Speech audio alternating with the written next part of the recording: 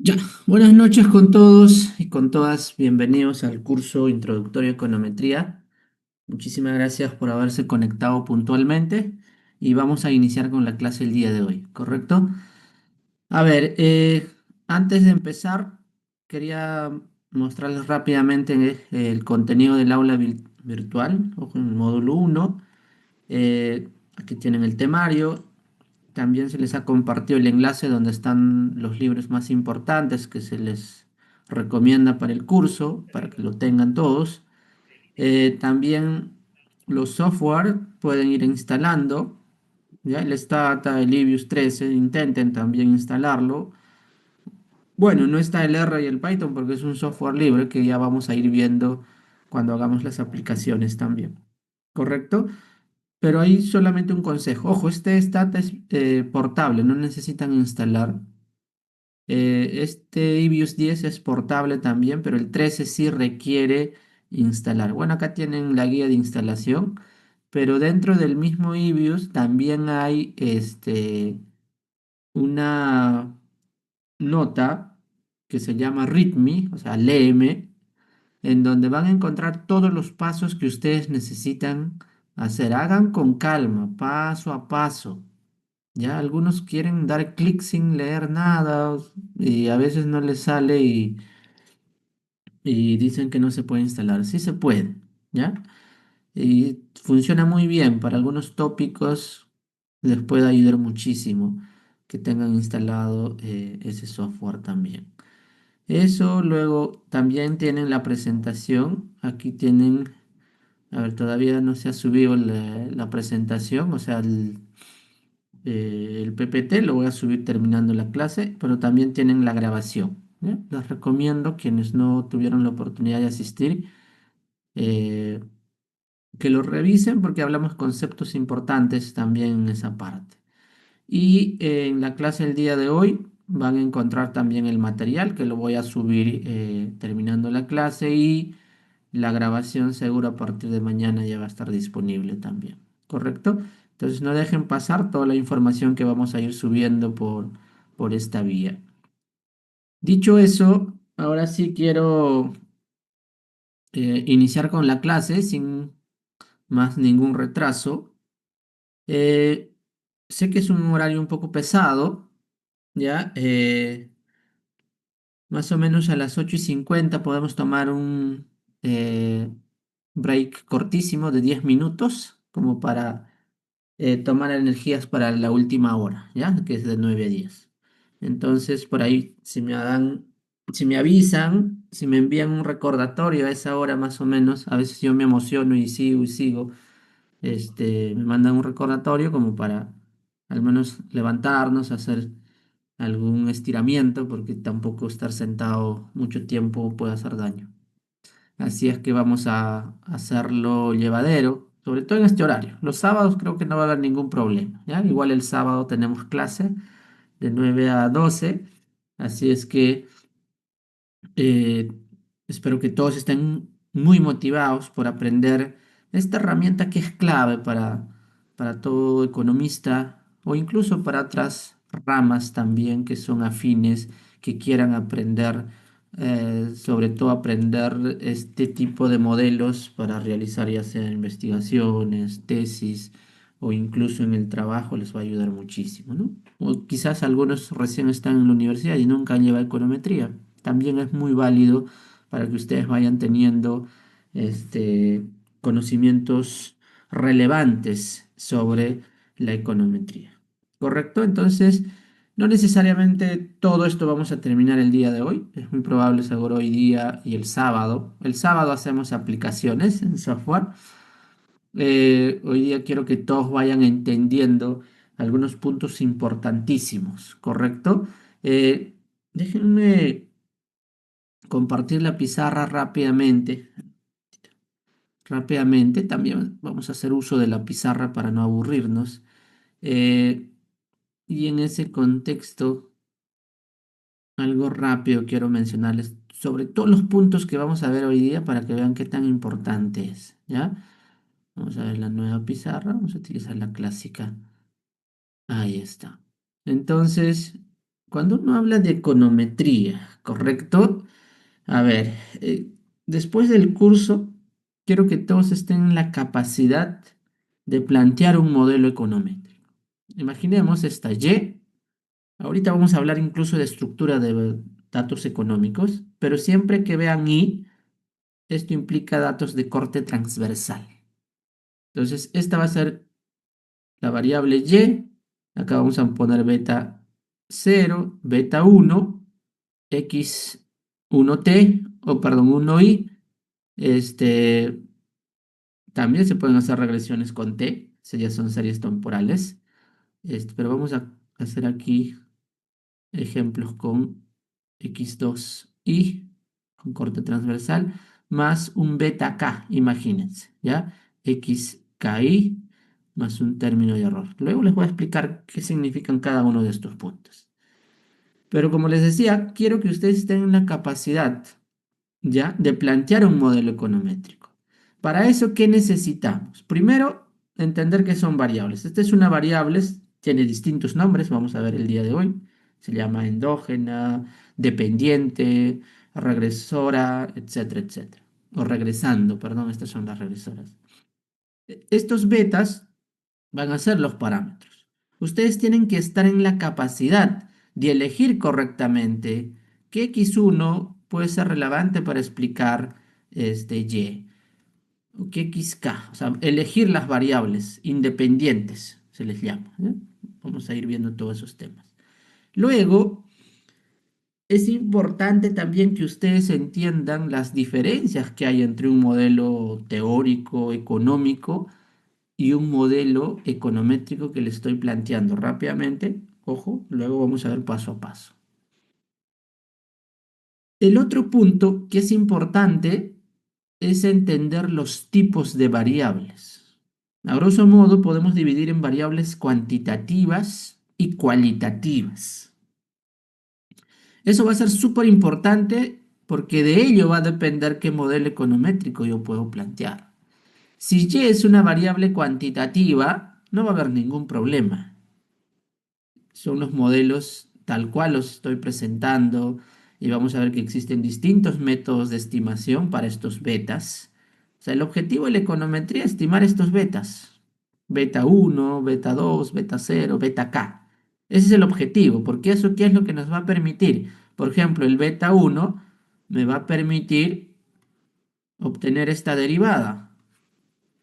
¿Y qué cosa es esta derivada? Esta derivada me dice si el denominador cambia en una unidad, es decir, si x1 cambia en una unidad, por eso va a ser importante ir entendiendo también en qué unidades se encuentran mis variables.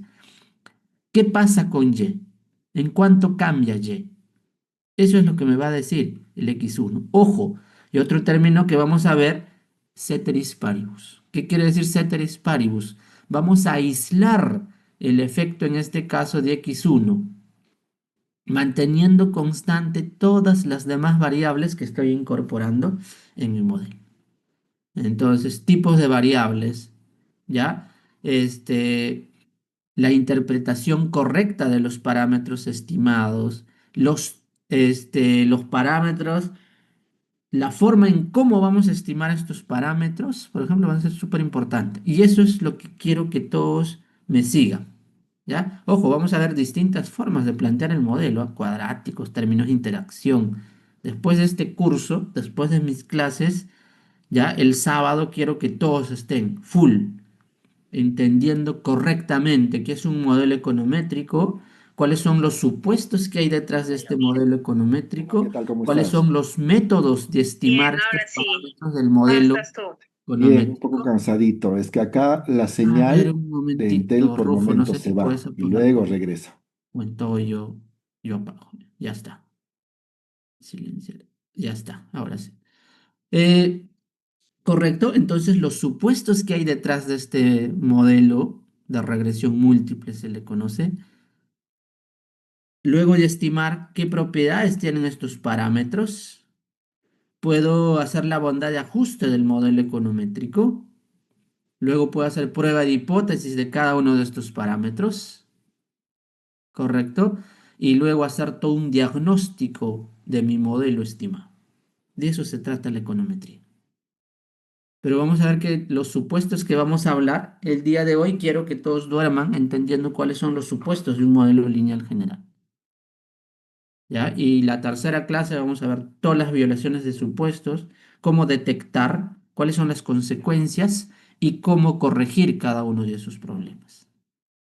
Entonces, de eso se trata la econometría, ¿ya? Entonces, déjenme regresar ahora sí en la presentación y vamos a ver todo eso que les he mencionado, un montón de conceptos, esa es la idea, para que aparezca en la nube un montón de palabras, términos, eso es lo que vamos a ir viendo paso a paso, ¿ya? En esta sesión. Perfecto. Marco, vamos a ir viendo una bondad de ajustes en palabras sencillas, ¿qué tan bueno es mi modelo? ¿Ya? Vamos a ver el R cuadrado ajustado, los criterios de información de Akaike, Schwartz, Hanakin, etc. No se preocupen, ¿ya? Solamente les voy a pedir que estén súper atentos en todas las clases y no falten a ninguna clase. Ahí es donde realmente van a aprender. Si faltan una clase, traten de ver el video antes de entrar a la siguiente. Si no, por ahí no van a entender y eso no es la idea, ¿ya? La idea es que realmente entiendan y aprendan econometría, como les decía, que es una de las herramientas más importantes que debemos manejar. Entonces, todos estos términos tienen que ver, ¿ya? Tienen que ver con lo que les he contado rápidamente. Y el día sábado espero hacer las aplicaciones de software, ¿ya? Un comparativo con aplicaciones en Stata, en R principalmente. Ahora sí, recuerden, todos hay que entender que la econometría se realiza, o el análisis econométrico se realiza en estas 5 fases. Primero necesito entender conceptos fundamentales. Necesito entender esa diferencia que hay entre un modelo teórico y un modelo econométrico, por ejemplo. Ojo, son diferentes, pero están muy relacionados. La idea es que cualquier modelo econométrico se base en un modelo económico, ¿ya? No tal cual, pero las variables independientes, esas X que les puse en la pizarra, que les compartí, esas X, por ejemplo, yo debo elegir tomando como base lo que me dice la teoría económica, ¿correcto? Toda esa parte es importante, luego entender la definición de variables, entender todo el proceso de hacer prueba de hipótesis, que es una hipótesis nula, que es una hipótesis alternativa, que es una o que es un contraste de hipótesis individual, de hipótesis conjunta, etcétera. Todo eso vamos a ver en principio. Y eso es lo más importante, ¿correcto? Muchas veces pensamos que la econometría es agarrar datos, meter a un software y ya está. No. Ese simplemente es una parte de todo el análisis econométrico que uno necesita realizar. Entonces, en principio, todos los conceptos, manejar los conceptos. Luego, ser capaces de modelar econométricamente, especificar esa relación. Lo que puse en la pizarra, eso es el modelamiento econométrico. Pero se ve sencillo, ¿no? Pero eso requiere primero conocerlos, todos los conceptos más importantes de la econometría, para decidir bien qué X voy a considerar dentro del modelo. Luego, una vez que uno plantea el modelo econométrico, viene el proceso de estimación. Como les decía, la econometría lo que busca es estimar esos parámetros betas, porque eso es lo que me va a permitir cuantificar el efecto que tiene una variable X sobre otra, que puede ser Y. Y ahí vamos a ver que existen muchas metodologías que lo vamos a discutir en esta sesión. De ahí recién viene el proceso de estimar en el software. Si yo meto al R y ya como sea, estimo, ni siquiera voy a saber qué método de estimación ha utilizado. ¿Por qué no utilicé MSO? ¿Por qué utilicé variables instrumentales, por ejemplo? Por eso es importante todas estas primeras partes o fases del análisis econométrico. ¿Correcto? Ojo, algunos alumnos en algunas ocasiones me dicen, profe, yo he hecho mi estimación en Python y piensan que Python es mejor que los otros. No, cualquier software, todos los softwares te van a dar Si aplicas el mismo método de estimación y la misma especificación del modelo econométrico, todos deben darte el mismo resultado, hasta el Excel. Simplemente el software lo que hace es implementar lo que tú le indicas. O sea, para no hacer manualmente todas las operaciones que requiere, que es un poco engorroso, ya cuando tenemos muchas variables, por ejemplo, manualmente sería trabajar en matrices inmensas, ¿no? Gracias a los software, eso lo hacemos de manera rápida, automática. Y no termina ahí. Finalmente tengo que interpretar correctamente los resultados. Y eso es lo que voy a tratar de hacer. ¿Ya? Primero entender los conceptos fundamentales, luego estar en la capacidad de plantear un modelo econométrico, luego de elegir correctamente el método de estimación, para luego elegir el software que voy a trabajar. Como les decía, el R y el Python tienen la ventaja de ser software libre, pero no quiere decir que necesariamente son los más fáciles o los más intuitivos. Por ejemplo, el Stata y el Libre son bastante intuitivos, solo que son con licencia, ¿no? Pero muchas veces las instituciones, ya sean educativas o instituciones públicas y privadas, tienen las licencias. Entonces ahí no tendrían problema, siempre es bueno también manejarlo, ¿no? Sobre todo para algunos casos que yo les voy a ir diciendo, ¿ya? Para algunos modelos un poco avanzados, por ejemplo, el Libio es muy fácil, pues, ¿no? En cambio, para el R tienes que primero instalar varias librerías, ¿no? Y luego hacer unos pasos cuando en el Libio con 2 clics ya tienes todos los resultados y el resultado te da ya todo súper ordenadito, ¿no? Pero, repito, este es un paso nada más de todas las fases de la econometría.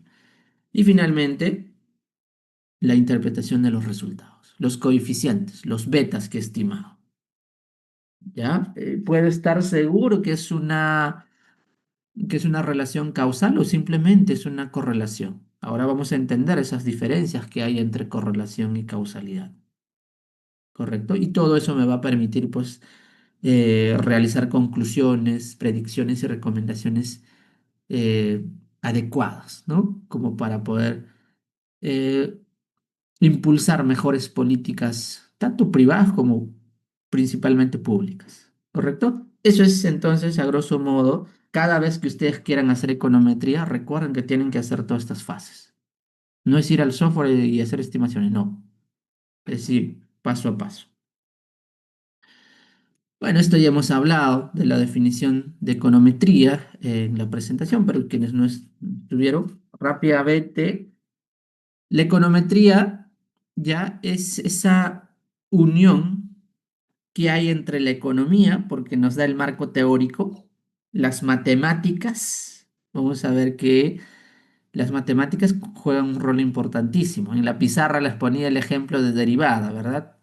La derivada, por ejemplo, se utiliza muchísimo y nos ayuda de manera sencilla a interpretar los resultados de los parámetros estimados. O el manejo de álgebra lineal, matrices, por ejemplo, nos va a ayudar a hacer las derivaciones cuando uno elige el método de estimación. Y la estadística nos ayuda en todo este proceso de análisis de datos, de realizar contrastes de hipótesis, de hacer inferencias sobre la realidad económica.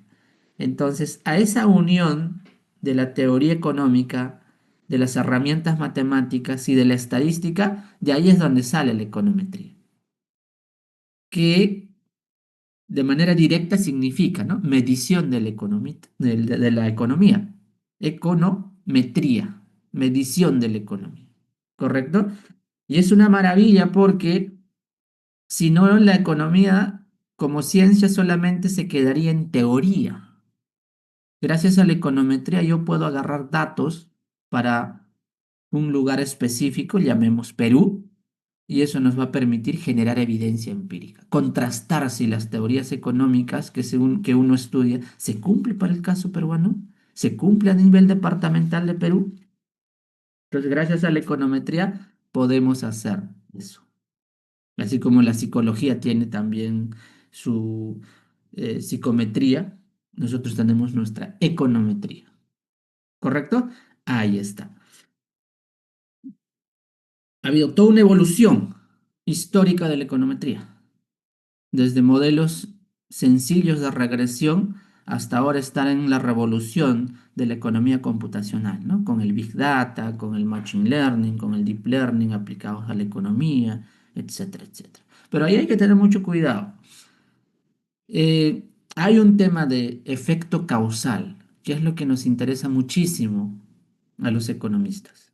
Y otro tema es hacer predicciones, es decir, proyectar ciertas variables, ¿correcto?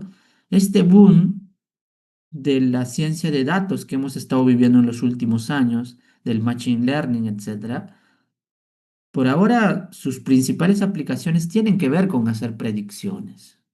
¿Correcto? Allá, considerando un conjunto de variables independientes, yo puedo decir qué es lo que va a pasar con otra dependiente.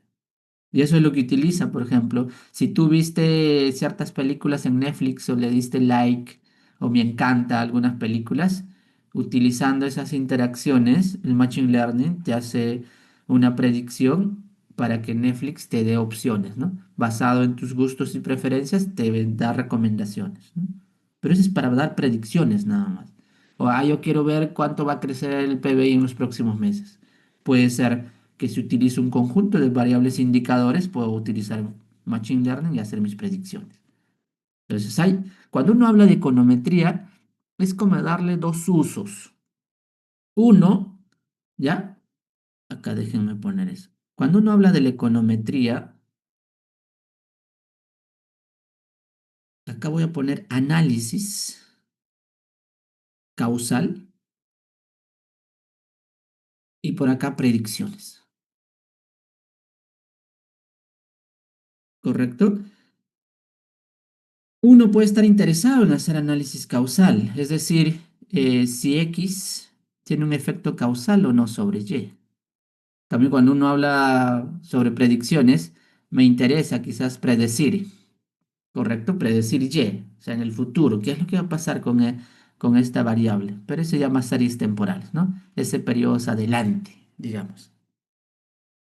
Entonces hay como esos dos usos.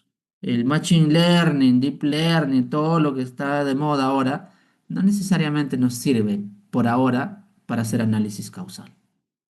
Por eso que la econometría sigue siendo el rey en este mundo, o sea, la econometría clásica, todos los modelos que vamos a ir aprendiendo.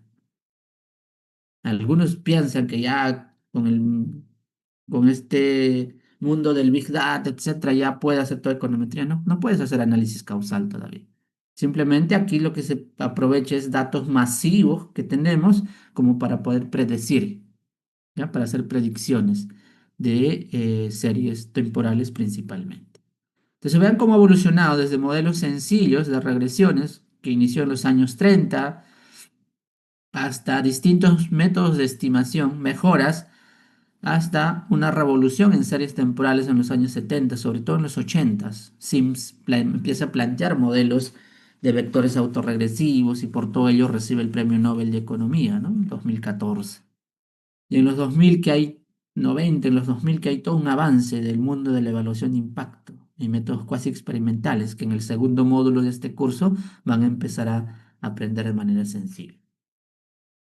Y ya está. ¿Qué más? Bueno, la importancia, como les decía, para hacer investigaciones, tesis, ¿ya? Verificar teorías a través de la estimación de parámetros. Puedo cuantificar efectos marginales, calcular elasticidades, propensiones. ¿Cuál es la propensión marginal a consumir, por ejemplo, en el caso peruano? Con la econometría puedo verificar eso. O efectos causales, como les decía, ¿no? El tema de análisis causal. O predicciones. Todo eso nos va a ayudar a mejorar el diseño de las políticas públicas o privadas. Y cuando uno habla de econometría, hay muchas especializaciones. ¿Ya? El mundo de la macroeconometría. Ojo, ninguno es más difícil que el otro, depende en qué ámbito uno esté especializado. ¿Correcto? La macroeconometría te va a servir muchísimo más si es que quieres hacer análisis de variables agregadas, ¿no? Variables económicas agregadas como PBI, consumo, inversión, inflación, tipo de cambio, desempleo, empleo, tasas de interés, a nivel macro. Si ustedes quieren modelar o hacer predicciones sobre estas variables a nivel macro, Ese es el mundo de la macroeconometría. Si ya te interesa modelar el comportamiento de agentes económicos, pero de manera individual, ¿no? Decisiones de consumidores, por ejemplo, comportamiento de ciertas empresas o mercados laborales, ya un análisis mucho más micro en ese aspecto. Ese es el mundo de la microeconometría, ¿no? O ver temas regulatorios, etcétera. O si estás en el mundo de las finanzas, ¿no? El tema de la econometría financiera. Las variables financieras tienen una particularidad que son mucho más volátiles que otras variables. Entonces también hay toda una econometría para tratar de modelar ese tipo de variables, ¿no? Y hacer predicciones o generar alguna relación causal entre esas variables. Y el mundo de la evaluación de impacto, que tiene que ver principalmente con las políticas públicas. ¿El programa Juntos sirve o no sirve? Pensión 65, ¿tiene efectos esperados o no? Beca 18, ¿realmente tiene efectos o no? ¿Efectos esperados sobre ciertas variables o no? Para eso existe todo este mundo de la econometría de la evaluación de impacto. Y toda esta revolución, bueno, acá tenemos ya específicamente algunos modelos que se utilizan en estos cuatro campos, pero como les decía, hay toda una revolución de la ciencia de datos y todo este aprendizaje automático, ¿no? Econometría, el machine learning, que son algoritmos de aprendizaje, o sea, no son modelos en donde los parámetros son estáticos, sino van aprendiendo, ¿ya? Sale nueva data, puede aprender de cuál hubiese sido el parámetro adecuado para minimizar el error de predicción de una serie temporal. O el deep learning, que es todo un mundo de las redes neuronales, ¿no? Que tratan de imitar todo este sistema neuronal de un humano y a través de ello modelar relaciones, en este caso económicas, ¿no? Es más, aplicar no linealidades. Pero todavía igual tiene sus limitaciones, digamos, este campo. eh, y solamente nos sirve principalmente por ahora. Ya muchos están trabajando en ver cómo aplicar este tipo de metodologías para hacer el análisis causal, efecto causal que les decía. Eh, por ahora se centra principalmente en el mundo de las predicciones. Y siempre véanlo a la econometría como una herramienta multidisciplinaria. Eso es importante, ¿correcto? Hay todo un mundo. La econometría es alucinante, ¿ya? Y siempre que hablen y escuchen de econometría, sientan que es así, ¿ya? Y es una herramienta fascinante, súper importante. eh, Hay como dos grupos de profesionales. Algunos que les gusta y aplican econometría y otro grupo que no. A los que les gusta y hacen econometría son más felices en el trabajo, créanme, ¿ya? Porque siempre vas a estar pensando en modelar, en ver, generar evidencia como para mejorar el diseño en las políticas públicas, por ejemplo. En temas de software les estaba comentando, estos son los más utilizados. Hay muchos más, ojo, ¿ah? Pero aquí vamos a utilizar el Stata, el R y en algunos casos también el Python para que se vayan familiarizando poco a poco. ¿Ya? También les puedo hacer algunos ejemplos por ahí para que vean en todos los softwares sale lo mismo, solo que el formato va a ser diferente. Y ustedes mismos se van a dar cuenta, para hacer una regresión en el Libius, en el Stata, acá puedes hacer con un comando sencillo, en el Libius con un clic incluso. El R, el Python, pues inicialmente tenemos que empezar a instalar paquetes. No es tan sencillo todavía poner las fórmulas, pero la ventaja es gratis, ¿no? Pero vamos a hacer para que vean que tampoco es difícil. Y otra de las cosas que quiero comentarles, ahora gracias a la inteligencia artificial todo es mucho más sencillo, ¿no? La verdad, el chat GPT es una maravilla si es que lo saben utilizar para bien. Obviamente, si es que quieren utilizarlo para que haga un trabajo, un ensayo y así lo presentan, mucho cuidado, porque ahora las universidades ya utilizan detector de IA. ¿Ya? Las universidades que yo enseño tesis, por ejemplo, su proyecto de tesis o la tesis tiene que pasar por el Turnitin en principio para ver la similitud Y aparte hay otro software que va a verificar este, ya sea si ha sido hecho con IA o no. Pero en este tema de manejo de software, manejo de base de datos, de programación, es una maravilla, o sea, les ayuda. Si no tienen ninguna noción, por ejemplo, ¿no? Ustedes pueden con IA empezar a iniciar su manejo de cualquier software que ustedes deseen. O si ya están manejando o tienen algún error. Ahora en el trabajo, por ejemplo, quienes trabajan con Stata, con el R, con un montón de do files, con un montón de scripts, por ejemplo, notebooks. Cualquier error que no corra antes salía rojo, pues no te preocupaba, ¿no? Rojo. Ahora el chat GPT, dile que te ayude, ¿no? Detectando cuál es el error y cuál es la posible solución. Y lo va a hacer. De esa manera está muy bien utilizarlo, porque te ahorra bastante tiempo. Pero sí siempre utilizarlo con ética. ¿Ya? Eso consejo de amigos que les doy siempre, traten de hacer bien las cosas. O sea, traten en todo aspecto de la vida, ¿ya? O sea, nunca hay que creernos de que yo no soy vivo y lo voy a pedir y lo presento tal cual. Es más, ya un profe quizás te lo pasa, ¿ya? Pero no está bien, ¿ya? Siempre traten de hacer todo de manera correcta y aprovechar este tipo de herramientas, como les decía, para bien. Hay muchos otros software, ahí les estoy dejando alguna descripción y aquí les ponía como ejemplo nada más, cosa que vamos a hacer el sábado, por ejemplo, vamos a estimar una regresión. Para estimar una regresión sencilla, por ejemplo, en Stata podemos hacer estos pasos, ¿no? Primero, obviamente, tenemos que cargar la base de datos. Hay distintas formas. Acá les estoy poniendo una forma. Este, luego podemos generar ciertas variables que no necesariamente va a estar en mi base de datos inicial. Por ejemplo, si en mi base de datos tengo el salario, quizás necesito generar el logaritmo del salario para estimar la ecuación de Mincer, que les voy a ir contando de qué se trata. Quizás quiero agregar el término cuadrático dentro de mi regresión. Les voy a explicar qué tan importante es incorporar ese tipo de variables dentro de una regresión. La interpretación rica que hay detrás. Entonces tengo que generar, ¿verdad? Tengo que generar ese tipo de variables.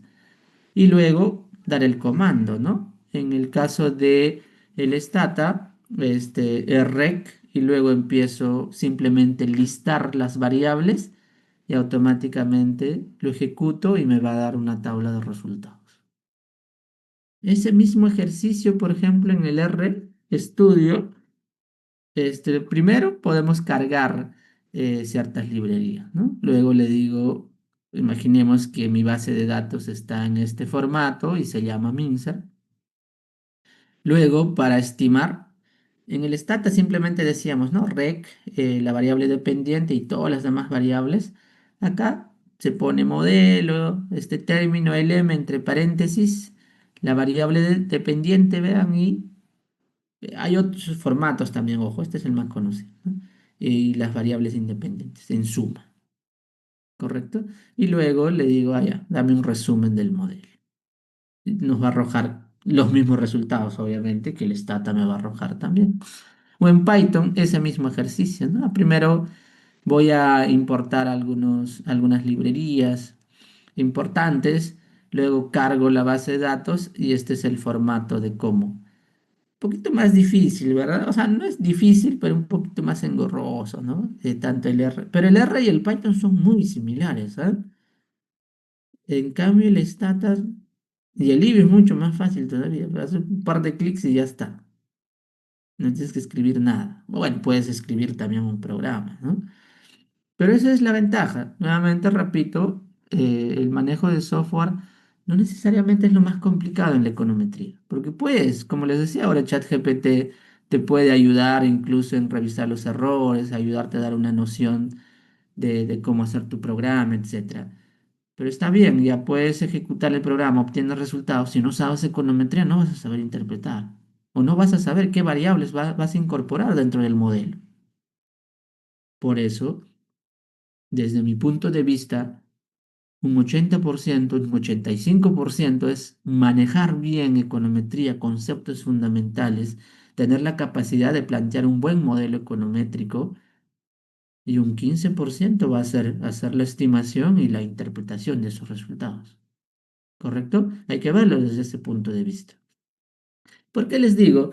Porque conozco muchos alumnos, ¿no? Me escriben, me dicen, profe, yo ya tengo casi toda mi investigación, solamente me falta estimar el modelo. O solamente me falta plantear el modelo y estimar, ¿no? Ese es más del 50% de una investigación. Ya. ¿Qué más? Bueno, acá les estoy dejando también un conjunto de base de datos para que ustedes puedan entrar, por ejemplo, al Banco Mundial, Fondo Monetario. Aquí en Perú también tienen microdatos, por ejemplo, del INEI tienen un montón. O el CIRTOT, que es una base de datos a nivel regional, datos de panel que vamos a ir entendiendo. ¿Ya? Y los libros recomendados. La mayoría de estos ya están en el aula virtual donde yo les he estado mostrando, ¿correcto? Van a tener ahí la carpeta. ¿Qué más? ¿Qué más? Ahí tiene un conjunto de referencias bibliográficas desde el modelito, perdón, desde libros básicos como el Wooldridge o el Green, que es ya un poco más formal, matemático, series temporales, microeconometría. Les estoy dejando para datos de panel, por ejemplo, qué libros podrían revisar. ¿Ya? Toda esta primera parte de introducción es como para que ustedes tengan conjunto de información, ya que es como punto de partida. Y ahora sí vamos a empezar a entender los conceptos fundamentales. Creo que tenía una pregunta, disculpen, quería cerrar la idea. No sé si aún tengo la pregunta. Dice, profesor, actualmente, ¿cuáles son los software que más se utilizan en las instituciones públicas? Diego, va a depender mucho, ¿ya? Va a depender mucho de qué instituciones. Pero algo que te puedo mencionar es que la mayoría ahora está migrando al R y el Python. Y es por eso también que en nuestros distintos cursos de econometría que dictamos en Lambda, por ejemplo, el curso de macroeconometría aplicada, que ya es full aplicado y con modelos ya más avanzados, este, esta edición se va a realizar todo con Python. Anteriormente era con Ibius y MATLAB principalmente, ¿ya? Porque son los softwares también bien utilizados. Eso es lo que te puedo decir, que se está migrando bastante a R y a Python. Pero, por ejemplo, el Banco Central, ¿ya? En el Consejo Fiscal, donde yo trabajo, por ejemplo, tenemos licencia del MATLAB, tenemos licencia del Libius y tenemos licencia del Stata. Lo mismo el Banco Central también tienen en su software. Y en muchas otras instituciones. Por ejemplo, el Ministerio de Educación también me han comentado que tiene licencia de Stata, de Libius. ¿Ya? Este, nuevamente, empiecen, ya empiecen a manejar un software. Yo les recomendaría R y Python. Empiecen a manejar eso. Si manejan R y Python, se van a dar cuenta que Stata y Libius, si es que tiene la entidad donde algún momento puedan empezar a trabajar, este, va a ser mucho más sencillo, ¿no? Mucho más directo, mucho más fácil, ¿ya? Por eso que algunas instituciones públicas sí tienen eso. Va a depender también del presupuesto, ¿no? O sea, cuando trabajaba en el MEF, por ejemplo, hace muchos años, yo pedí el Libius, ¿no? En ese entonces también hay otro software, Oxmetrics, que sirve muchísimo para modelos no lineales de manera sencilla. Pero bueno, el presupuesto era más complicado. El Consejo Fiscal tiene un poco más presupuesto, creo, para ese tipo de adquisiciones. Y tenemos la licencia de ese software, ¿no? Pero repito, poco a poco se va a migrar hacia el R y Python. Y ambos software están mejorando muchísimo, ya muchísimo. Entonces, si te toca trabajar en una institución que no tiene ninguna licencia, pues ahí tienes R y Python, ¿no? R y Python. A menos que quieras ya para algunos modelos sofisticados, digamos, por ahí si te consigues el IBIS va a ser mucho más fácil, ¿no? Y la recomendación que doy a mis alumnos para ese tipo de escenarios, por ejemplo, donde el R y Python todavía, por ejemplo, yo quería estimar modelos TBP barra SB en Python y no es tan sencillo, no sale todavía algunos resultados como te arroja el Libius. Con un par de clics te salen súper resultados, gráficos, tablas, y lo manipulas y lo manejas de manera sencilla. Entonces, si algún momento entiendes esos modelos y quieres estimar esos modelos, lo que pueden hacer es pedir una versión de prueba de estos software. La última versión de Linux pueden pedir. Por un mes le dan la versión gratuita, ¿correcto? Profe, pero necesito un mes más. Puedes cambiar de correo y pedir nuevamente una versión de prueba. O sea, sí se puede. ¿No? Sí se puede hacer ese tipo de cosas. Pero igual nosotros estamos dando ahí una versión 13 que funciona muy bien, ya, para uso interno, digamos, ¿no? Eh, Ahora sí, vamos a empezar. Lo primero quiero que todos entiendan es la diferencia del modelo económico versus el modelo econométrico, ¿ya? Cuando uno habla del modelo económico, para eso se estudia teoría económica. Para eso han estudiado o van a estudiar o estudian macroeconomía, microeconomía, finanzas. Ahí está la teoría económica, ¿correcto? Entonces, cuando uno habla de modelo económico, ¿ya? Las principales características de un modelo económico que es una representación teórica. O sea, una teoría está hecha para una economía abstracta, con un conjunto de supuestos. Por eso algunos cuando hablan y dicen, el modelo keynesiano no está hecho para Perú. Es que ese modelo es algo teórico, no está desarrollado para un determinado país. Más bien para eso existe econometría para testear si las predicciones de un modelo keynesiano o neoclásico son compatibles con la realidad peruana, con datos de Perú o no. Entonces, primero hay que tener en cuenta que es un modelo económico, ¿ya? Representación teórica y abstracta de fenómenos económicos. En un o en todo caso, en una economía artificial con un conjunto de supuestos, quiero ver cuál es la relación entre las variables económicas, ¿ya? Bajo supuestos simplificadores de la realidad. Profe, pero la realidad es así. Si es que incorporamos todo lo que hay en la realidad, no llegaríamos a nada con un modelo económico. Por eso tenemos que abstraer, considerar supuestos, ¿ya? Y lo que establece son relaciones lógicas entre las variables. Es decir, si yo tengo una variable y, simplemente la teoría económica, un modelo económico, me va a decir que esta y va a estar en función de x1, va a estar en función de x2 y así, xk. A lo más me va a decir eso la teoría económica. Me va a decir, ah, mira, x1 afecta positivo o negativamente a y. X2 afecta positivo o negativamente a y. Y ya está. Eso es lo que me dice la teoría económica.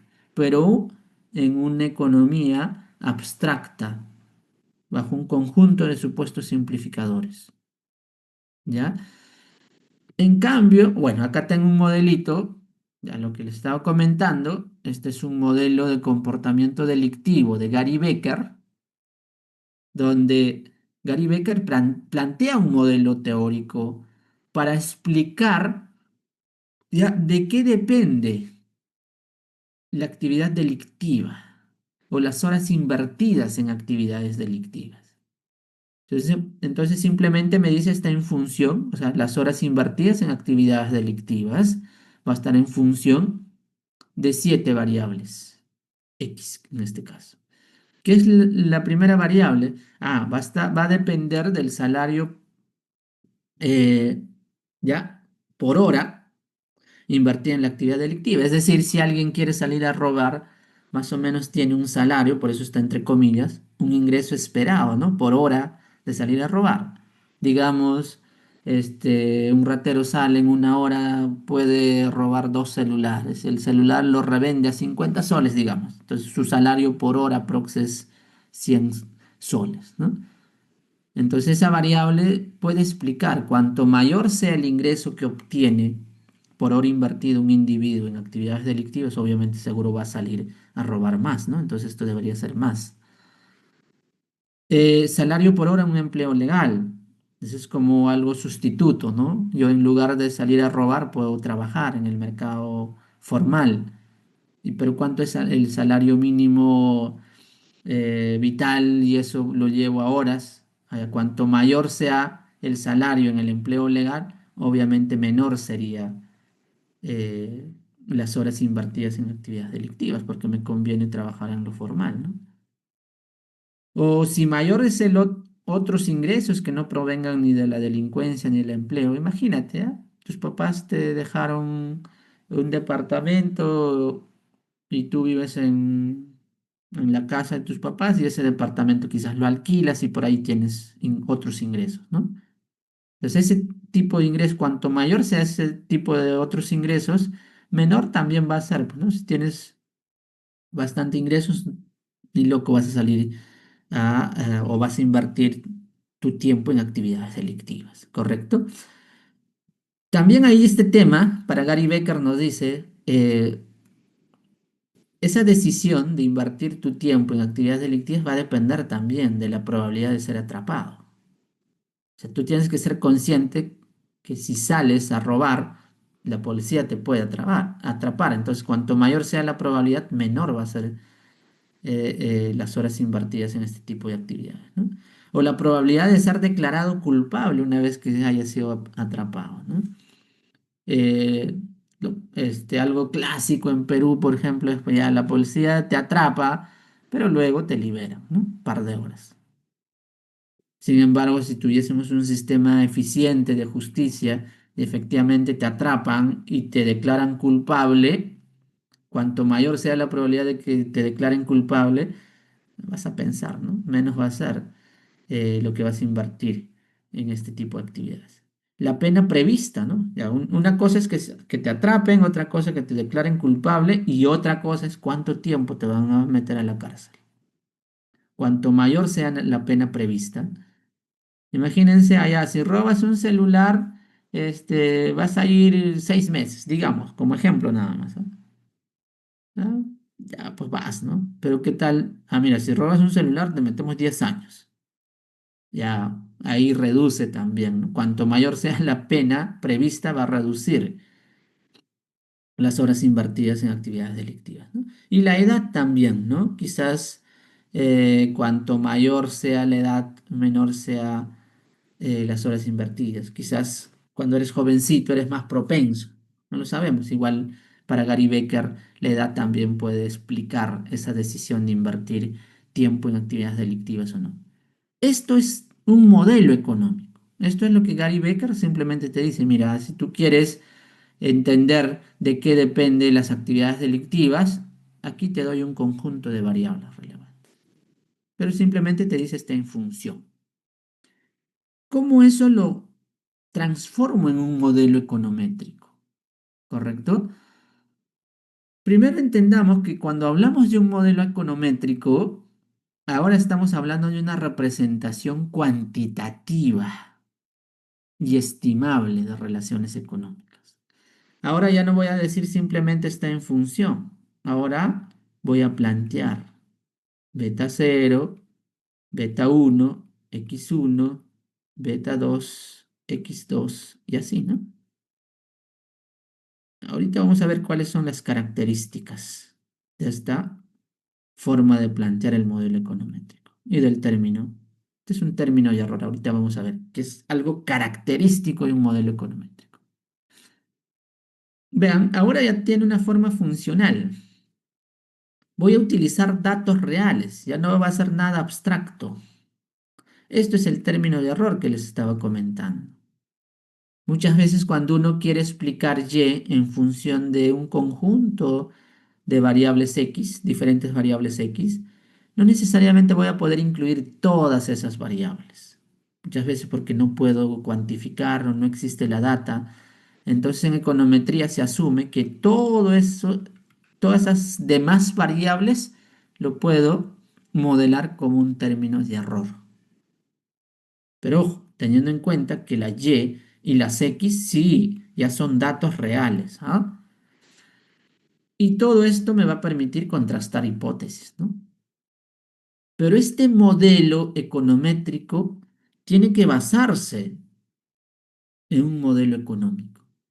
¿De dónde estoy diciendo que estas X en este modelo econométrico afectan a Y? Basándome en este modelo económico, ¿correcto? Cuando uno hace una tesis, una investigación, a eso se le llama el marco teórico, la base teórica.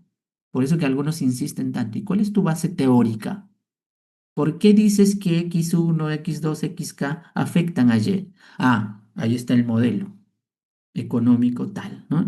El modelo acá, por ejemplo, el modelo de Gary Becker me ayuda a elegir mi modelo econométrico, ¿correcto? Entonces acá voy a poner mi variable dependiente, que sería las horas o el tiempo destinado a actividades delictivas.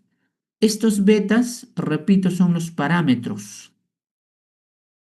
Y el rol de la econometría es estimar correctamente estos parámetros una vez que hayas planteado el modelo econométrico. Pero gracias al modelo económico, yo puedo elegir mis variables, ¿no? Acá voy a poner una medida de frecuencia delictiva, mi variable dependiente, ¿no? El salario que puede ganar en el empleo legal. Profe, ¿por qué no incorpora el salario por cada hora invertida en la actividad delictiva? Es que esa data no tengo. Al no tener, entonces es muy probable que esté en este término de error. Entonces, todas las variables que sí puedo conseguir, lo voy a incorporar. El empleo, o sea, el salario en el empleo legal, sí hay. Ingresos provenientes de otras fuentes, sí, también puedo cuantificar. La probabilidad de ser atrapado, no necesariamente tal cual vas a encontrar la variable. Entonces se puede utilizar, a eso se le llama variable proxy, ¿ya? Para aproximar alguna variable, ojo, variable proxy. Se utiliza muchísimo, van a escuchar un montón de veces cuando uno habla en econometría. Entonces, como no hay la probabilidad de ser atrapado, yo puedo aproximar esa probabilidad de ser atrapado por la frecuencia de las detenciones por delitos anteriores. O sea, esa información sí voy a tener en las comisarías. ¿Cuántas veces se le atrapó a ese individuo anteriormente? O cuántas veces, o sea, cuál es la frecuencia de ser declarado culpable. O sea, cuántas veces a ese individuo, una vez que se le atrapó, se le declaró culpable. O cuál es el promedio de duración de la sentencia. Toda esa información sí puedo obtener y eso me va a permitir plantear mi modelo econométrico. Y eso es el primer punto de la noche que quiero que quede clarísimo. Cada vez que ustedes quieran plantear un modelo econométrico, o un modelo econométrico, no me vayan a decir modelo MCO. No, no, no, no, no. Modelo econométrico es esta forma funcional, que es una forma lineal, vea. Es una relación lineal entre las variables. Pero ¿de dónde salen estas variables? Lo ideal es que salgan de una base teórica, de un modelo económico. ¿Cuáles son las características de un modelo econométrico? Una relación lineal entre las variables, una forma lineal, vea. El término de error, y muchas veces se suele utilizar variables proxy. Aquí tienen un poquito más de detalle que es este término de error, ¿no? Que comprende factores no precisados. Ojo, para entender las actividades delictivas, seguro que no solamente estas variables explican esa actividad delictiva, puede haber muchas otras variables o muchos otros factores, por ejemplo, como costumbres morales, antecedentes familiares, que no se pueden medir en datos y todo eso lo voy a incorporar en este término. Y es un punto muy particular del modelo económico. Entonces, algunas diferencias, ya, que quiero que tengan en cuenta. Modelo económico, recuerden, es algo teórico, algo abstracto, no incorpora datos, no considera errores aleatorios, ¿no? Simplemente te dice está en función de, como les decía aquí, ¿no? Esto está en función de X. X nada más, imagínense. ¿Qué es el modelo econométrico? Te dice, ya, Y va a ser beta 0, beta 1, X más un término de error. Vean las diferencias. Pero gracias a este modelo económico donde dice que X afecta a Y, eso me sirve para plantear mi modelo económico. ¿Ya? Describe el comportamiento ideal, ¿no? En un escenario, cómo afectaría, y útil para desarrollar teorías, ¿correcto? Mientras que el modelo econométrico es algo empírico. Siempre que escuchen el término empírico, tiene que ver con datos. O sea, algo que existe en la realidad. ¿Ya? Por eso se dice basado en datos reales. Incluye un término de error estocástico, esto. Vamos a ver que los supuestos de este tipo de modelos econométricos tienen que ver principalmente con el comportamiento de este término de error.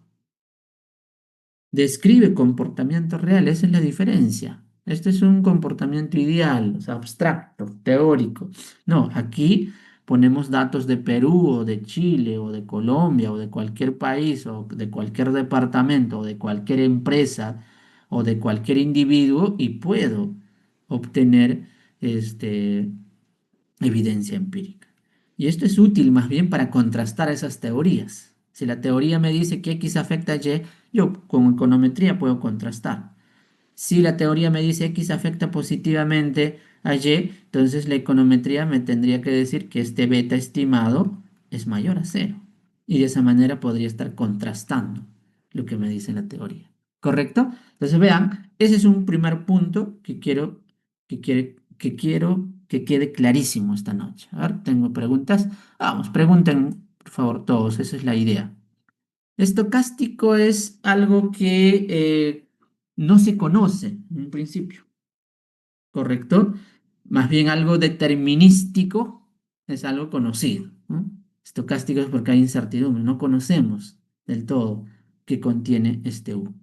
Está muy relacionado efectivamente, Gianfranco, con lo aleatorio, ¿no? Pero de manera sencilla, con lo desconocido, vamos a plantearlo de esa manera. Perfecto. Eso entonces en un primer punto. Ahora, ahora, otra parte es importante. Muchas veces uno confunde correlación con causalidad. Lo que a nosotros nos importa, nos interesa es el efecto causal. Cuando uno hace una tesis, tiene que buscar un efecto causal. Cuando uno quiere ver si un programa social realmente está sirviendo, lo que tenemos que hacer, causalidad. Entonces hay que tener mucho cuidado. A veces nos emocionamos y simplemente lo que estamos estimando es una correlación y con eso queremos dar recomendaciones de política. Y no es así. Pero para eso estamos aquí, para aprender. ¿Ya? Entonces sigamos. A ver, igual tenemos una pregunta excelente. Bueno, ahí está, el like. Eh, entonces, cuando uno habla de correlación, ¿ya? Cuando uno habla de correlación, simplemente lo que vamos a buscar es esa asociación estadística entre dos variables que estamos estudiando, ¿correcto? Imagínense si yo hago una correlación entre estas variables, que es un ejemplo tipo, ahorita vamos a poner. Imagínense acá pongo este número de ahogamientos. Este es un ejemplo clásico, ¿ya? Número de ahogamientos. Y aquí voy a poner la venta de helados. ¿Ya? La venta de helados. Si yo hago un gráfico de dispersión entre estas dos variables, número de ahogamientos, ¿ah? O sea, que la gente muera ahogada, es muy probable que encuentre una relación así. Entonces, ¿qué quiere decir esto? Que tiene una correlación positiva y muy fuerte todavía, porque recuerden, la correlación va a estar entre -1 y +1. O puede haber una correlación negativa muy fuerte, perfecta si es que es -1. Es decir, uno aumenta, si es que uno aumenta, el otro disminuye en la misma magnitud, eso sería -1. Si es positivo +1, o sea, este coeficiente de correlación implicaría si X aumenta en 1, Y también en 1. Y cuanto más cercano esté a 1 en valor absoluto, mayor es la correlación. Pero eso no implica, o sea, una correlación no implica causa-efecto. Si ustedes grafican esto, van a encontrar una correlación simple, pero eso no quiere decir que la venta de helados te genera ahogamientos. Eso no quiere decir si se vende más helados, va a aumentar el número de ahogamientos. No, no es así, ¿correcto? Este, por otro lado, ahorita vamos a ver ese tema de ahogamientos y la venta de helados. Lo que pasa ahí es que hay una tercera variable que simplemente es un día soleado, un día cálido. Si estamos en verano, obviamente más gente va a consumir helados. pero también más gente va a ir a las playas y cuanta más gente vaya a las playas, va a aumentar el número de ahogamientos, ¿verdad? Entonces no tiene que ver que esta variable afecta a la otra, ¿no? Simplemente hay una correlación entre estas variables que no implica relación causa-efecto. En cambio, la causalidad sí implica que la variación de una variable, es decir, imagínense, x, o sea, si varía x, eso va a generar un cambio en la otra, es decir, causa-efecto. Y es más, estamos estableciendo esa relación direccional, ¿verdad? X afecta a Y.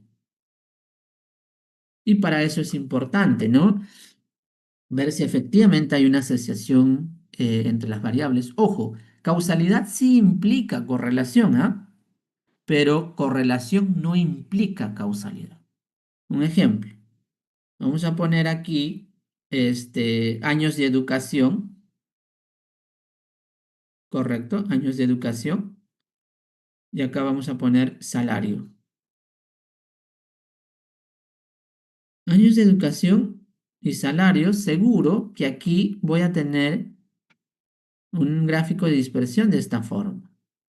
O sea, una correlación altísima. Pero aquí sí puedo hablar de causalidad. Es decir, si yo aumento un año adicional de educación, eso va a conllevar a un incremento en el salario.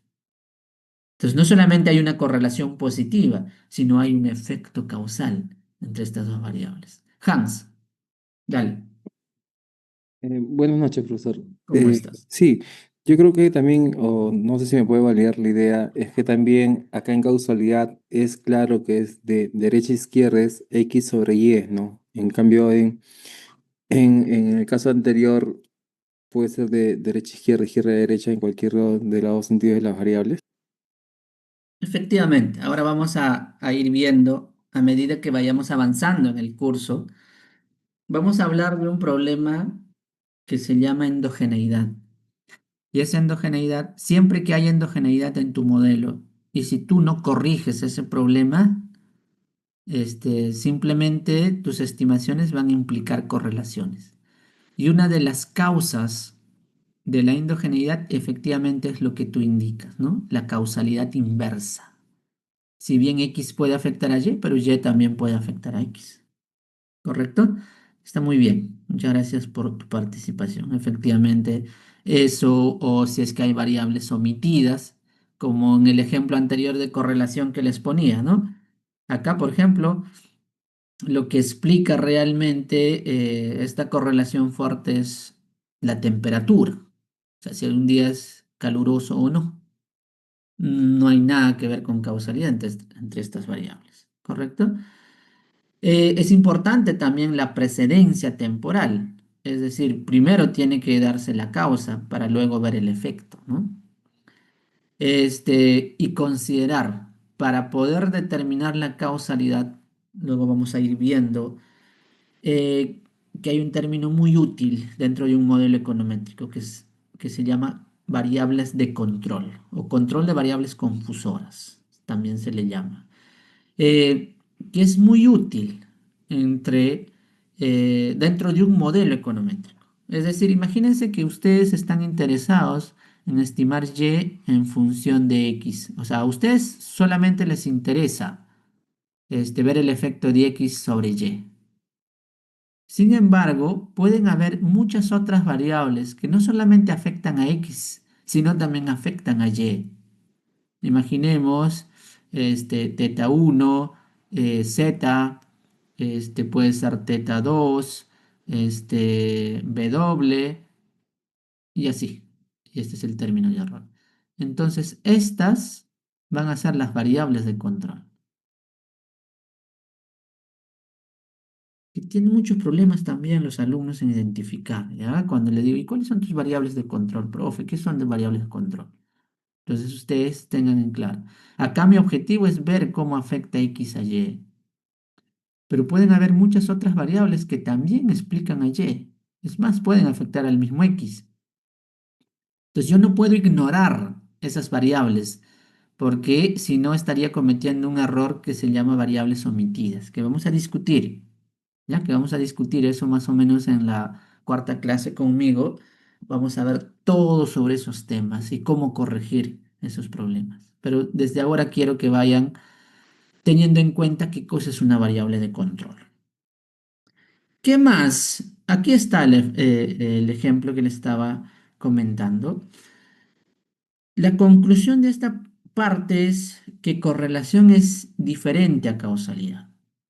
Las ventas de helados y los ahogamientos, vamos a ver que aumentan simultáneamente, como les ponía el gráfico, ¿no? Pero eso no implica que consumir helado cause ahogamientos, nada que ver. Estos fenómenos están relacionados con una tercera variable, que va a ser la temperatura, ¿correcto? Entonces, eso es importante tener en cuenta, ¿ya? Entonces, lo que nos interesa a nosotros, ¿ya? No solamente es correlaciones, sino también, o lo que realmente nos interesa es buscar causalidades, ver si realmente X tiene un efecto causal sobre yo. ¿Y para qué es importante eso? Porque si yo muestro un efecto causal, posteriormente voy a estar en la capacidad de decir, ah, mira, si yo modifico X, eso va a afectar en tanto a Y, cosa que no puedes decir con una correlación. Y ahí hay que tener mucho cuidado, ¿ya? Mucho cuidado. A ver, tengo más preguntas. Excelente, me encanta que pregunten. Y cuando yo quiero proponer una relación y no cuento con una teoría que respalde, ¿qué podría ser? Tienes que mostrar el mecanismo de transmisión. Ojo, cuando uno hace una tesis, por ejemplo, ojo, en economía esto es mucho más común de lo que uno cree, lo que tú comentas, Franco. No siempre tenemos un marco teórico, una base teórica, ¿no? Por ejemplo, si quiero relacionar crecimiento con los términos de intercambio, que es una variable externa clave, no es tan fácil encontrar una teoría económica que relacione esas variables. Entonces ahí el trabajo es en la sección del marco teórico, ustedes expliquen toda esa relación lógica que pueda haber entre estas variables. O sea, lo que necesitas es convencer de por qué crees que X afecta a Y, a pesar de que no hay una base teórica.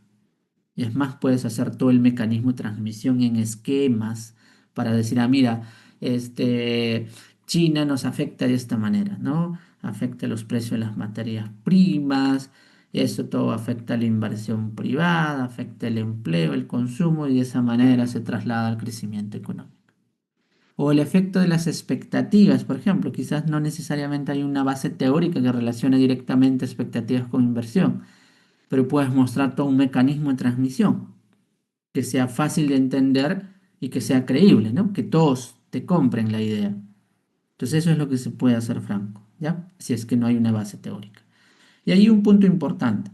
En economía sí podemos investigar así no haya una base teórica, pero repito, tienes que convencer que efectivamente esa variable X sí podría afectar a la Y. Y hay que tener bastante cuidado, ¿ah? Recientemente, por ejemplo, fui jurado en una tesis.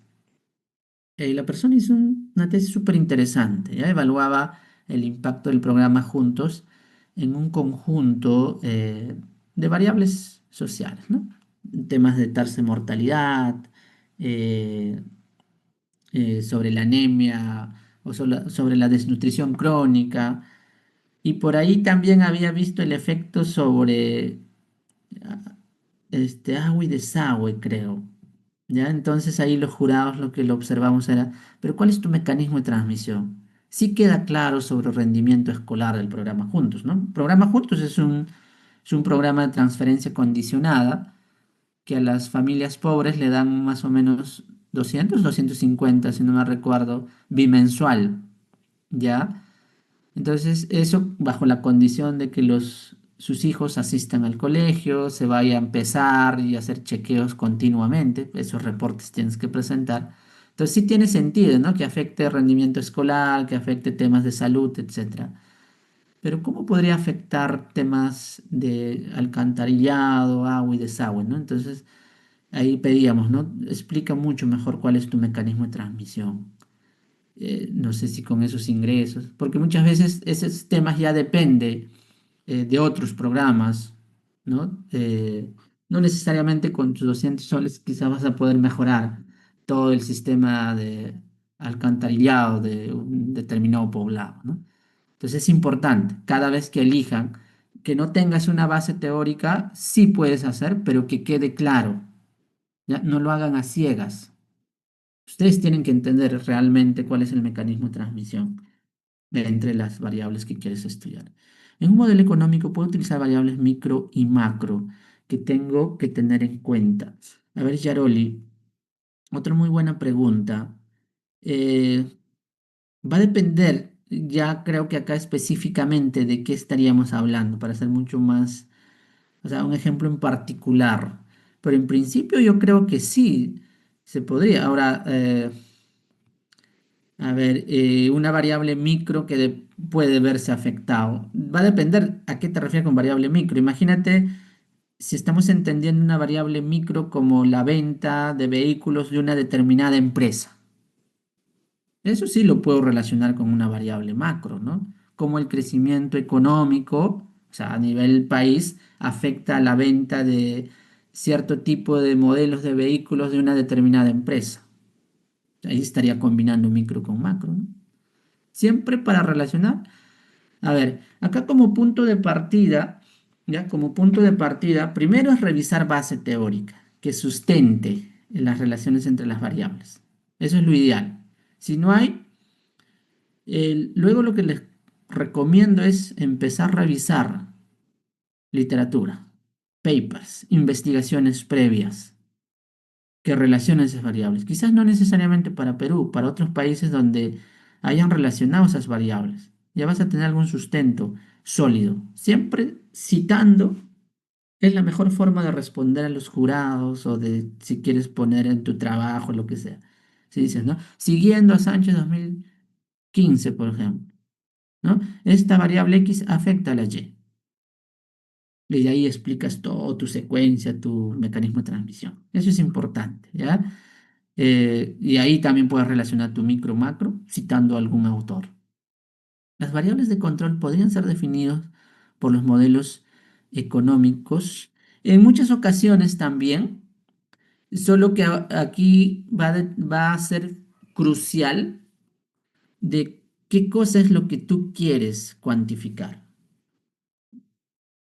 Por ejemplo, cuando uno hace una investigación, ya, imagínense ustedes quieren ver el efecto de la educación sobre el salario. Entonces yo puedo plantear logaritmo de salario en función, ¿ya? En función, a educación. Ese es mi objetivo, imagínense. Mi objetivo es estimar este beta 1. Pero pueden haber otros modelos económicos, ya que te digan hoy el salario o la misma lógica económica como le estaba comentando, o es fácil de entender todo el mecanismo de transmisión, donde podamos indicar que al salario no solamente lo afecta a educación, pero mi objetivo es eso, nada más. Pero ¿cuál va a ser el problema si yo solamente incorporo educación para tratar de entender el salario? Voy a estar omitiendo muchas otras variables que incluso la teoría económica, el modelo económico me indica. Por ejemplo, el tema de experiencia. Por ejemplo, el tema de género. Esto va a ser 2, esto va a ser 3. Y así. Entonces, automáticamente estas otras variables se convierten en variables de control, porque mi único objetivo es ver la rentabilidad de la educación sobre el salario. Pero yo debo incorporar otras variables que también juegan un rol importante en esta regresión. Eso es mis variables de control. Y quizás estas variables de control también salen de un modelo económico. Muy buenas preguntas, ¿eh? Muy buenas preguntas. Ya, vamos a ir avanzando, vamos a ir avanzando y Profesor, ¿me vamos a ir escucha? viendo muchos ejemplos. Perdón, Hans, creo que tenías la mano Sí, levantada. Sorry, querías eh, terminar de responder las preguntas del chat. Pero ah, dale. sí, sí, profesor. Bueno, yo trabajo en el Congreso, en una Ya. oficina que hacemos evaluación ex post de las leyes. Y en el caso de, digamos, que no tenemos, yo me encuentro en un equipo de que estamos evaluando la ley del ATU, por ejemplo, y no Ujú. tenemos un contrafactual. En ese caso, por ejemplo, ¿qué modelo me recomendaría para evaluar este caso, esta ley, ¿no? Todo eso van a ver en el módulo 2, que es el módulo de evaluación de impacto. Efectivamente, cuando uno quiere hacer evaluación de impacto, el gran problema es el contrafactual. Ese es el problema. Pero para eso es lo que se han desarrollado un conjunto de metodologías. Y ustedes en el segundo módulo con Carlos, ¿ya? Él tiene incluso su libro de evaluación de impacto, van a empezar a entender, ¿no? Hay distintos modelitos, dependiendo de la disponibilidad de información también van a decidir, ¿no? Si utilizan, por ejemplo, uno de los más utilizados es el Propensity Score Matching, porque te permite calcular un contrafactual, estimar, así con regresiones. Ahora vamos a ir aprendiendo regresiones y de esa misma forma, luego vamos a avanzar un poco quiero hacer también en esta edición, es la primera vez que quiero incorporar modelos de elección discreta, ¿ya? Modelos Logit y Probit. Ese modelo Logit y Probit te permite calcular una probabilidad. Entonces, hay un modelo de evaluación de impacto que es cuasi experimental, que se llama Propensity Score Matching. Y esa metodología lo que te permite es hallar la probabilidad, ¿correcto? Y en base a esa probabilidad, tú puedes estimar, digamos, un contrafactual. Es decir, eh, quizás hay una persona que tenga una probabilidad muy parecida a la otra, pero uno recibe el programa y otro no. Entonces ya tienes el estimado de un contrafactual. Y de esa misma forma puedes trabajar con diferencias en diferencias, puedes trabajar con regresiones discontinuas, ojo, dependiendo también de la disponibilidad de datos, de información. ¿Ya? Pero este temita van a ahondar mucho más en la segunda parte, porfa, súper atento, que es todo un mundo la evaluación de impacto. ¿Ya? Y ahí es donde el reto de estas metodologías es efectivamente darte un estimado del contrafactual para poder hacer correctamente tu evaluación de impacto. Pero Ok, perfecto. gracias, profesor. Listo. A ver, tengo un poquito más de preguntas para seguir avanzando. ¿Por qué el logaritmo? Vamos a ir viendo, Marco, la ventaja de utilizar logaritmo. Para adelantarte nada más, ojo, el cómo plantees tu modelo econométrico va a ser relevante para la interpretación también. En este caso, como les decía, EDUC es años de educación y el logaritmo ya del salario. El beta 1 simplemente me va a indicar, dado que está en logaritmo, la rentabilidad de la educación. ¿Cómo rentabilidad, profe? Es decir, si yo estudio un año más, ¿en cuánto por ciento se va a incrementar mi salario? Ahora, si educación también estaría en logaritmo, ese beta 1 sería elasticidad. Todo eso está más adelante, no se preocupen. Entre hoy y sábado se van a dar cuenta que vamos a aprender un montón. Todas esas preguntas, dudas que tienen, no se preocupen. Vamos a resolver todas. Profesor, ¿la variable dependiente puede ser macro? Sí, sí, sí, sí, no hay macro o micro. Vamos a ver.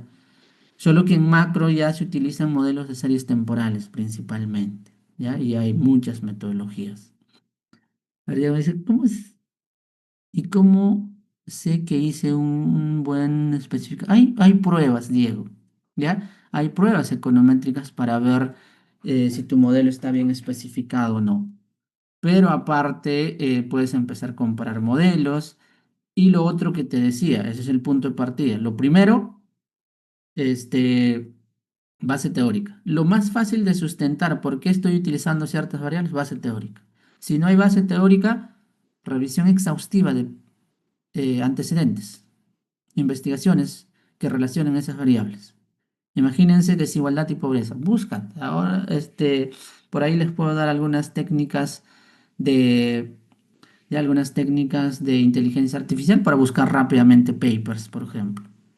Y de esa manera puedes sustentar también, y siempre leyendo, ¿no? ¿Y por qué incorpora esa variable? Seguro los autores explican también de manera profunda esa parte, ¿ya? Y después de eso puedes mostrar, ¿no? Que tu modelo efectivamente está bien especificado, etcétera.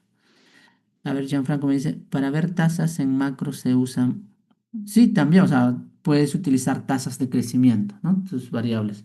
Vamos a ver luego las interpretaciones, las transformaciones, los tipos de modelos, o sea, con las variables que estén logaritmo, sin logaritmo, o términos cuadráticos o interacción. Todo eso va a afectar a la interpretación de los parámetros. Y en este caso en particular, como les decía, beta uno en este ejemplo que le estoy poniendo, siempre el beta uno o cualquier beta va a ser la derivada. Acá va a ser la derivada del logaritmo entre la derivada de educación. Pero recordar derivada, eso sí es importante que ustedes tengan en mente. Si no, igual les voy a explicar. La derivada del logaritmo, recuerden que es cambio porcentual de esa variable entre aquí la derivada de educación. ¿Cómo se interpreta una derivada? Si el denominador cambia en una unidad, es decir, si la educación aumenta en un año, ¿en cuánto por ciento aumenta el salario? Por eso se toma el logaritmo, porque uno está interesado en la rentabilidad. Es decir, si ahorita estoy ganando 1.000 soles, digamos, si tengo un año adicional de educación, imaginemos que este beta aprox es 8%, por ejemplo, o 10%. ¿Qué quiere decir? Ah, ya, por un año más, en lugar de 1.000, voy a ganar 1.100, 10% más. ¿Me dejo entender? Eso es la importancia de ir viendo. Ahora, ¿por qué el logaritmo? Porque esto se basa en la ecuación de Mincer. Mincer es el que plantea esta relación y él lo plantea en logaritmo. ¿Ya? Es que es una base teórica. Perfecto. Elías, perdón, no había visto la mano levantada y de ahí continuamos. Sí, profesor, ¿cómo está? Buenas ¿Cómo noches. estás? Dale. Pero le tengo una consulta, bueno, yo también, bueno, soy estudiante de economía, pero economía agraria, y mis profesores, la mayoría están ligados al sector público. Entonces, yo Correcto. estoy planteando mi tesis referente a usar el programa presupuestal 090 que está dedicado a educación y enfocada en los logros educativos. Y una de las datas que estoy tomando es, por ejemplo, el tema de la encuesta censal de estudiantes. Pero la data que tengo no es tan robusta que digamos, porque solamente encuestan a 2 años de primaria, si no me equivoco, segundo, cuarto y sexto, y solamente segunda secundaria. No sé qué consejo usted me daría, porque tengo que presentar y plantear y como que no encuentro una data ¿Cuál más. sería tu variable dependiente, perdón? O sea, ¿qué es lo que quieres explicar? A lo que está planteando es su impacto de los proyectos de inversión sobre los logros educativos. ¿Sí? Logros educativos, pero ¿a qué nivel? Ahorita vamos a hablar de todos esos temas, ¿ya? Pero Ah, ya. solo para ir avanzando, a ver, logros educativos de qué, de una determinada región o Sí, del... sí, de una determinada región. Ajá. Pero ahí tienes un montón de información en el CIRTOT. ¿Cómo se llama? CIRTOT, hay una base de datos ahí en la primera parte, ahora que voy a subir la presentación. CIRTOT es una base de datos que ha construido el INEI, que es información departamental. Ahí vas a tener muchos indicadores de logros educativos, ¿ya? Para todas las regiones, este, y para varios años, ¿ya? Ojo, ahorita vamos a hablar de base de datos o de la estructura de bases de datos, datos de panel, ¿ya? Una estructura de datos económicos que se llama datos de panel. Y ahí puedes plantear tranquilamente, vas a tener un montón de información, ¿ya? Y es ir metiéndote a este tipo de modelitos, que vamos a ver en este curso también. Y su Datos de profesor, y se panel. puede trabajar con el programa presupuestal, no hay problema, ¿no? Porque lo que mi profesor me dijo que podría ser una correlación, ¿no? Eh, sí, tendrías que construir, claro, ese indicador. Pero inversión sí hay, o sea, gasto público en educación, por ejemplo, hay en el CIRTOT. gasto público por alumno, Ah, este, no conocía esa base. A ver, lo voy a hay un revisar. montón ahí de información. Por ejemplo, el ciclo pasado que me tocó dictar taller de tesis, un montón de mis alumnos han trabajado con esa base de datos. Ya, revísalo y vamos conversando también el sábado a ver qué te pareció y me sigues consultando. Sí, gracias, profesor. Muchas gracias. Listo. Vamos a continuar entonces para no... Pero está bien, muy bien, muchacha. Ahí está. Gracias, Carlos. Perfecto, ahí está el sertón. ¿Qué más? ¿Qué más? A ver, ahora, cuando uno quiere hacer inferencia causal, ¿ya? Cuando uno quiere hacer inferencia causal, hay retos importantes, ¿ya? Hay problemas que uno enfrenta. Justo lo que conversábamos en el chat, causalidad inversa. O sea, X puede afectar a Y, pero Y también puede afectar a X. Si yo no corrijo este problema, simplemente voy a estar con una correlación. Eso es importante. O variables omitidas, o este tema de sesgo de selección. Esta vamos a ver en la cuarta clase, todos estos problemas, ¿correcto? Pero desde ya, cuando uno quiere hacer inferencia causal, no es tan sencillo. Tenemos que corregir todos estos problemas. Y ahí el tema, ¿no? De estos modelitos de evaluación de impacto que les estaba comentando da la consulta de uno de sus compañeros, ¿no? Eh, ¿Qué más? Y hay un conjunto de métodos que se utilizan para establecer causalidad. Y justo ahí su compañero decía, no, profe, tengo problemas con hallar el tema de el contrafactual. Por eso lo ideal es hacer experimentos aleatorios, pero no es tan fácil y es muy caro, ¿no? Incluso hay problemas éticos en esta parte. Todo esto van a discutir ahí con Carlos más adelante, pero simplemente experimentos aleatorios tiene que ver, ya, imagínense un programa social, ya, vas a un lugar y aleatoriamente eliges a quiénes lo vas a dar el programa y a quiénes no. Imagínense, en papelito pone sí, no, ¿no? Sí, no. El que agarra sí, recibe el programa social, y el que recibe no, caballero, mira nada más. Puede haber problemas éticos también ahí, ¿no? Pero eso es lo ideal para poder establecer una causalidad, porque ahí fácilmente el contrafactual va a ser al que le tocó no y el que recibe, sí, entonces ya puedes ver, ¿no? Cómo les fue, imagínense, después de un año de haber recibido el programa, o durante un año recibiendo el programa, cómo le fue en ciertas variables y cómo le fue en esas mismas variables al que no recibió, que es el contrafactual. Eso sería lo ideal. Esa es la regla de oro, digamos, cuando uno quiere establecer causalidad, pero no es tan fácil. Por eso que reciben premio Nobel de Economía, Banerjee, Duflo y Cart, porque ellos empezaron a hacer muy famoso este tipo de experimentos aleatorizados, ¿ya? RCTs en inglés, muy conocidos, en la India. ¿Ya? Hacían este tipo de experimentos. Iban a distritos muy pobres de la India y daban ciertos tipos de políticas públicas, por ejemplo, ¿no? En temas de salud, en temas de educación, en temas de microfinanzas, etcétera, y veían que,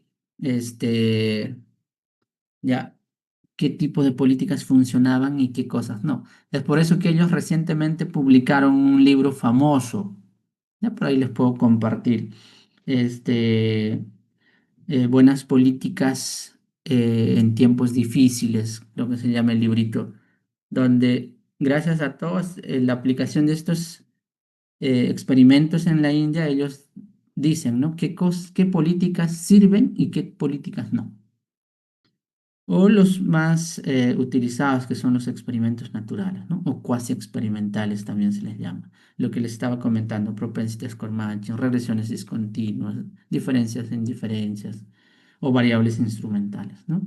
Que se utilizan para estar seguros que sí estamos estableciendo una causalidad y no solamente una correlación. Tener muchísimo cuidado con esos temas entonces. ¿Y para qué es importante distinguir correlación con causalidad? Porque va a evitar conclusiones erróneas, nos va a ayudar a diseñar políticas efectivas Yendo al ejemplo extremo, ¿no? Si tú consideras esa correlación de venta de helados con el número de ahogamientos, podrías diseñar una política diciendo que hay que prohibir la venta de helados, porque con eso vamos a reducir el número de ahogamientos. Totalmente erróneo, ¿verdad? En cambio, una causalidad sí. Hay que incrementar los años de educación porque eso va a tener un efecto causal sobre el salario. O sea, una causalidad sí ayuda a diseñar políticas efectivas.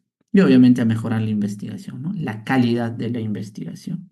Y por ahí viene la principal, cuando uno es jurado, por ejemplo, de tesis, ahí es donde es el punto, ¿no?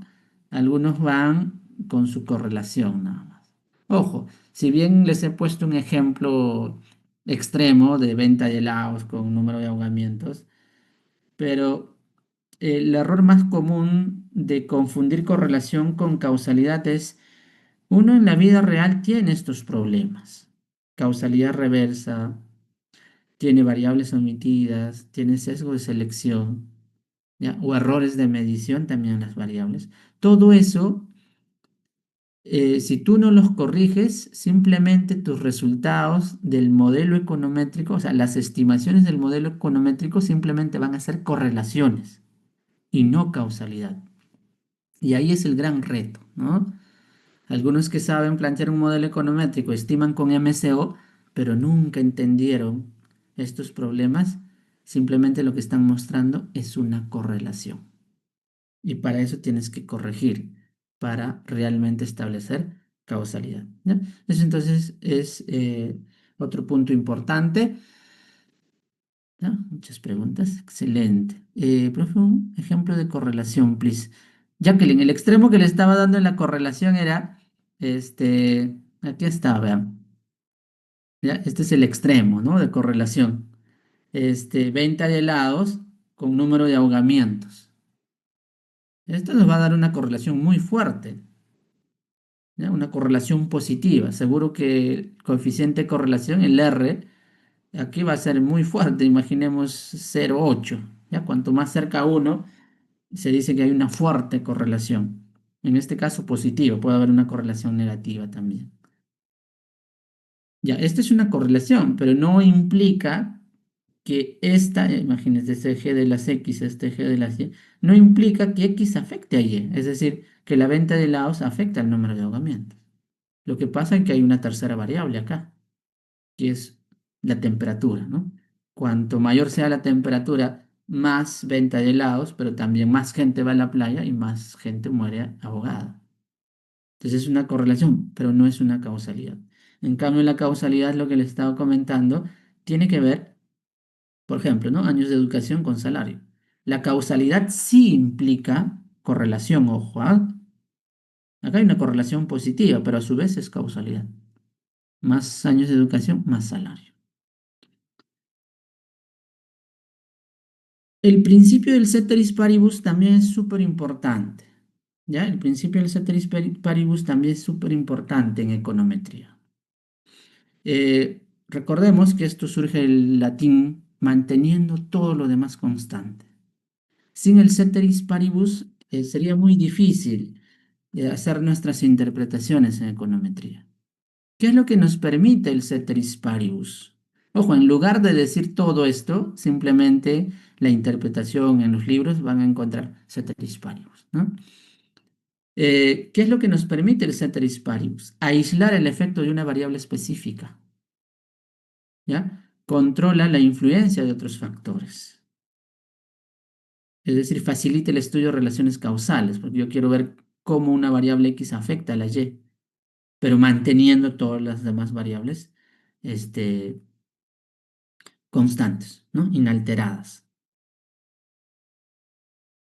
Algo que quiero que vaya quedando claro es, en una regresión siempre van a haber variables de control. Eso es así, porque si no voy a estar cometiendo este problema de variables omitidas, y si hay variables omitidas, jamás voy a poder tener un efecto causal, solamente una correlación. En ese contexto, entonces, ¿cómo corrijo ese problema de variables omitidas? Incorporando variables de control. Veamos este ejemplo para el ceteris paribus. Imagínense que yo quiero ver cómo afecta el precio sobre la cantidad demandada de cualquier producto, ¿ya? Y si esto está en logaritmo, Q y P, imaginen que todo está en logaritmo, entonces este beta uno sería la elasticidad, ¿no? Es decir, si el precio se incrementa en 1%, ¿en cuánto por ciento cambia la cantidad demandada? Por teoría económica sabemos que este beta uno debe ser negativo, ¿no? Sube el precio, baja la cantidad demandada. Pero no solamente el precio afecta la demanda, hay muchas otras cosas que pueden afectar la demanda de un determinado producto. Un automóvil, digamos. ¿El precio del automóvil afecta la demanda? De hecho que sí, pero también el ingreso, ¿no?, de las personas va a afectar esa demanda. También el precio, ¿no?, de productos. Si yo quiero comprar una determinada marca, por ejemplo, de, de un vehículo, obviamente su precio va a afectar, pero también el precio quizás de su competencia, ¿ya? Va a afectar. Por eso es el precio, acá es el precio del sustituto, vamos a llamar, ¿no? O también los gustos y preferencias, ¿no? Todas estas son variables de control. Entonces, si yo quiero interpretar el beta uno, el ceteris paribus es crucial, porque ahí voy a decir, beta uno representa el cambio en la cantidad demandada ante un cambio en el precio. Y ese bien, ceteris paribus. Ceteris paribus, ¿qué quiere decir? Manteniendo ingresos, precios de bienes relacionados y gustos y preferencias constantes. O sea, no cambian estas otras variables. Para eso es importante el ceteris paribus. Respondo preguntas. A ver, perdón, acá Diego me había preguntado, ¿podría pasar que exista causalidad pero una correlación baja? Sí, sí, sí, puede ser eso. Ojo, incluso cuando uno hace un gráfico entre las variables, quizás no necesariamente sea algo visible. Es más, puede salir que no hay una relación, una correlación entre esas variables cuando uno hace. Por eso es muy este, útil hacer este tipo de gráficos de dispersión y luego pedir un ajuste de regresión. Y efectivamente, cuando uno hace eso, y me ha pasado, es más, sale una línea, es decir, no hay una correlación visible, pero cuando uno ya hace econometría para poder estimar el efecto causal, efectivamente puede salir que sí hay causalidad.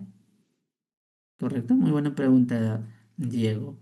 Franco me dice, ¿qué variable debería añadir en una investigación que estudia la influencia de los factores socioeconómicos sobre la deserción